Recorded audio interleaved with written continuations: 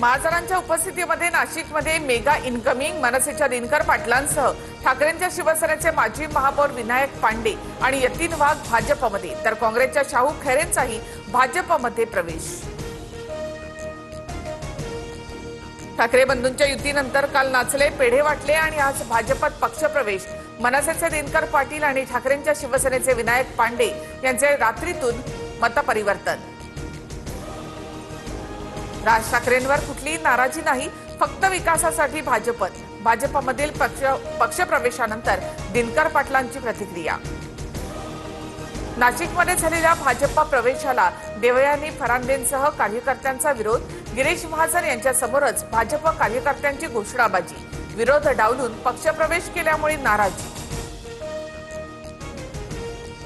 पक्ष मोठा होत असताना निष्ठावंतांवर अन्याय नको। मी महाजन यांच्यावर नाराज नाही, पण काही दलालांनी स्वार्थातून राजकारण केलं। नाशिकमधील पक्षप्रवेशावरून भाजप नेत्या देवयानी फरांदे भाऊक। नाशिकमध्ये 100+ नगरसेवक आलेच पाहिजे।